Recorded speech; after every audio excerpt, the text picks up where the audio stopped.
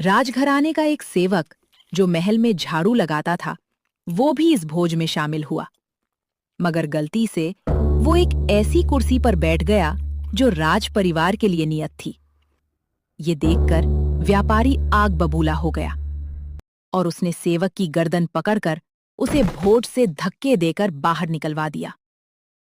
सेवक को बड़ी शर्मिंदगी महसूस हुई और उसने व्यापारी को सबक सिखाने की सोची।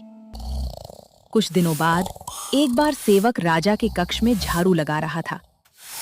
उसने राजा को अर्ध निद्रा में देखकर बड़बड़ाना शुरू किया। इस व्यापारी की ये मजाल कि वो रानी के साथ दुर्व्यवहार करे। ये सुनकर राजा अपने बिस्तर से कूद पड़ा और उसने सेवक से पूछा, क्या ये वाकई में सच है? क्या तुमने व्यापारी को दुर्व्यवहार करते देखा है?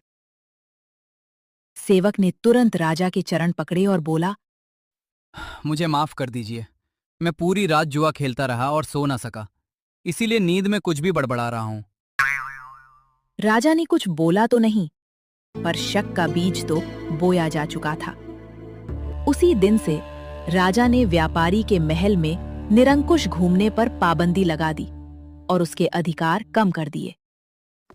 अगले दिन जब व्यापारी महल में आया तो उसे संतरियों ने रोक दिया। ये देखकर व्यापारी बहुत आश्चर्यचकित हुआ।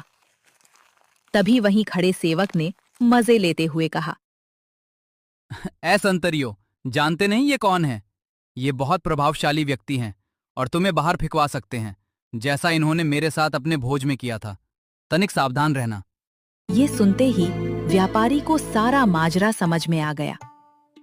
कुछ दिनों के बाद उसने उस सेवक को अपने घर बुलाया, उसकी खूब आवभगत की और उपहार भी दिए। फिर उसने बड़ी विनम्रता से भोज वाले दिन के लिए क्षमा मांगते हुआ कहा, उस दिन आपके साथ जो हुआ गलत हुआ, उसके लिए हमें कृपया क्षमा कर दीजिए। आपने ना सिर्फ माफी मांगी बल्कि मेरी इतनी सेवा भी की। आप चिंता न करें, मैं राजा से आपका खोया हुआ सम्मान वापस दिलाऊंगा।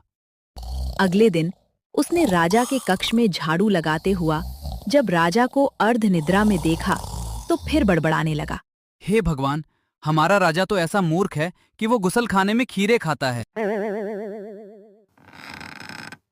ये सुनकर राजा क्रोध से भर उठा और बोला, मूर्ख सेवक, तुम्हारी ऐसी बोलने की हिम्मत कैसे हुई? तुम अगर मेरे कक्ष के सेवक न होते तो तुम्हें नौकरी से निकाल देता। सेवक ने दोबारा चरणों में गिरकर राजा से माफी मांगी और दोबारा कभी ना बड़बड़ाने की